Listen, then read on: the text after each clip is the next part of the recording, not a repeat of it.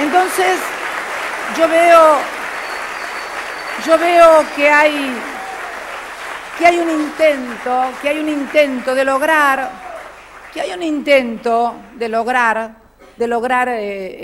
crear cuestiones que no son, y la verdad, como también esto que han querido instalar, que el gobierno va a poner techo a las negociaciones salariales y que va a decir cuánto tienen que ganar los trabajadores y demás. Miren, revisando encontré un discurso, que es el discurso, no es un discurso cualquiera, es el discurso del 10 de diciembre del 2007. No lo voy a buscar porque lo recuerdo perfectamente como si fuera hoy.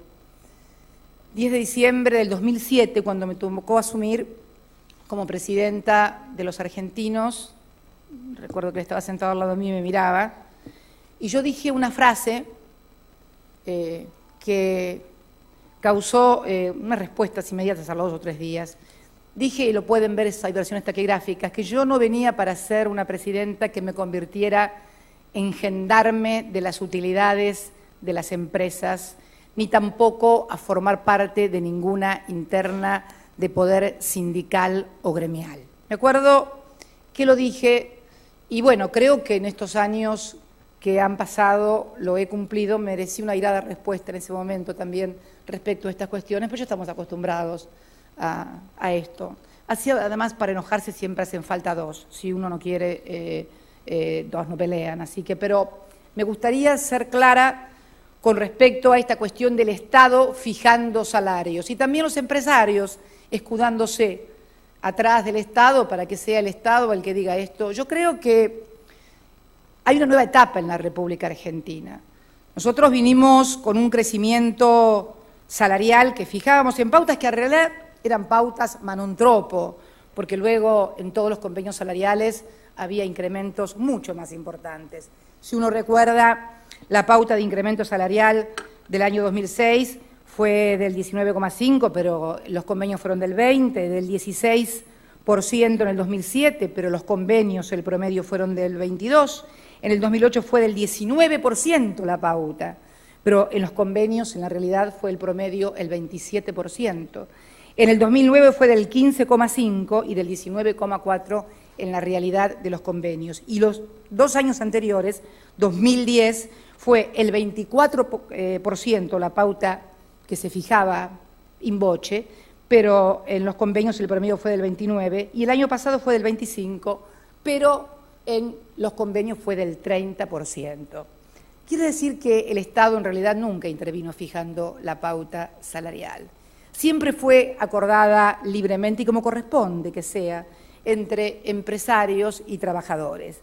Y el Estado en todo caso lo que tiene que hacer es cumplir con la ley de financiamiento educativo y fijar un piso salarial mínimo, porque como ustedes saben, y los señores gobernadores también lo saben, la política salarial docente es un tema de las provincias. La ley lo único que hace, y la Nación lo único que hace, es acordar un piso mínimo que tiene que cobrar cualquier docente, y la provincia que no llegue a esa cifra, la Nación le da, y luego sí tendrá que pactar, por supuesto, junto con el resto de las partes, el salario mínimo vital y móvil, que también lo hacen primero entre trabajadores y empresarios, y luego, por supuesto, sí ya como patrón cuando negocia el sector de los estatales, que es lo único que le corresponde. Pero yo veo una intención muy clara de querer convertirnos en lo que no somos. Y también quiero que sepamos, y quiero que sepan todos, empresarios y trabajadores, que van a poder negociar libremente sus paritarias, pero de acuerdo a las rentabilidades que tenga también cada empresa. Porque también hay sectores, fundamentalmente en el sector de servicios públicos, que las rentabilidades están dadas por los subsidios. Y entonces se negocia no solamente con el dinero de la empresa, sino con el dinero de todos los argentinos para aumentar salarios. O como, por ejemplo, yo quiero dar 3 ejemplos para que ustedes me entiendan de lo que el gobierno piensa respecto de cómo encarar esta importante cuestión. Y creo que tenemos autoridad para hacerlo, porque ustedes dirán, ¿y por qué esta persona tenemos que estar escuchando cómo nos dice cómo hacer las cosas? Bueno, porque desde hace 8 años y medio venimos diciendo cosas, haciendo cosas, y teniendo resultados como los que hoy tenemos, por ejemplo, cuando anunciamos esto de la jubilación. Y nosotros tenemos sectores como la actividad industrial, que evidentemente se divide en aquellos que exportan, de los que no exportan, entre pequeños y medianos, y podemos hablar de una empresa multinacional en el sector metalúrgico, que si uno la mide punta a punta del 2001 al 2010, en términos de, como exporta, en términos de costo salarial, tiene un 11,5% de costo, pero ha visto disminuido su costo salarial en dólares en un 27%, producto precisamente de que es un sector exportador. O el sector de cargas, que es un sector de servicio, de transporte de cargas. Hasta que vino Néstor Kirchner, el sector de transporte de cargas no recibía un solo peso de subsidio de ninguna naturaleza, porque había sido creado un subsidio sobre la tasa de gasoil durante el gobierno de la Alianza, pero para las contratistas y los concesionarios de peajes. Esto luego fue reformado en el año 2002, pero lo pusieron en un decreto, pero no pusieron la plata, que es lo mismo que no poner nada. En realidad, los casi 5.000 millones de pesos que se ha colocado en el sector de transporte de cargas y que ha permitido a sus patronales no pagar aportes patronales, a diferencia de otras actividades que sí lo tienen que hacer, exige que todos hagamos un replanteo, porque aumentar sueldos con subsidios del Estado, me parece que es una cuestión que debe ser revisada, porque debemos también tornar eficientes las empresas. Y bueno, nosotros queremos que esa plata que hoy está presupuestada vaya, por ejemplo, a créditos de inversión para seguir sosteniendo el crecimiento económico y tener entonces una justa redistribución del ingreso, porque en estos años también hemos visto que la distribución del ingreso, aún dentro del sector registrado, no es la misma, según la actividad. Hay actividades que están más retrasadas y hay actividades que por la rentabilidad de las propias actividades han podido conseguir mejores salarios. Hay otras, y voy a dar un caso porque me llamó, yo estuve estudiando mucho todo este tema y ¿dónde está el ministro de Trabajo? Ahí me está, muy bien, cualquier cosa me corrige si me equivoco. Uno puede ver que las actividades que tienen más rentabilidad en realidad tienen un sueldo de convenio, pero en el salario efectivo es más alto. En las que tienen menos rentabilidad, prácticamente hay un equilibrio perfecto entre el convenio y lo que realmente se paga. Pero tuve una sorpresa en el sector de gastronómicos, porque yo cuando escuchaba a determinado dirigente que iban a pedir no se silba a nadie, acá ni en ninguna parte. Bueno, en otra parte si quieren sí, pero acá no.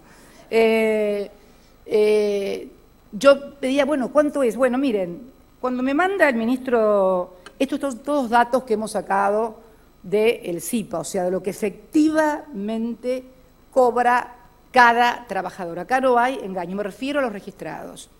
El convenio dice que el trabajador o la evolución del promedio, el salario convenio es de 4.415 pesos, pero lo efectivamente cobrado en bruto, aquí falta descontar los aportes, es de 2.795 pesos, pero es el único caso, no hay prácticamente ningún otro caso que haya una diferencia tan abrupta. Para que ustedes lo vean, esta es la barra de lo que dice el convenio, o sea, lo que dicen en los diarios que lograron de aumento, y esto es lo que les pagan. Cuando le pregunté al señor de Trabajo por qué era esto, me dijo, ¿sabes por qué es? Porque en realidad ponen eso en el convenio, pero no arreglan por 8 horas, arreglan por 4 horas. Y muchas veces las otras 4 horas son en negro. Esto es lo que pasa. Por eso, tanta vocinglería, tanto griterío, que es siempre la manera de no negociar adecuadamente. Quien quiere negociar normalmente no lo anda diciendo por los diarios ni gritando por los diarios, salvo que lo que quiera sea otra cosa, que no es la de acordar y realmente negociar y permitir que la economía siga creciendo. Por eso quería aclarar esto, era muy importante, porque puedo tolerar muchas críticas, todo el mundo tiene derecho a hacerlas, pero seguramente no debe haber habido gobierno después del de Perón que haya hecho una redistribución y una justicia social como la que ha hecho Néstor Kirchner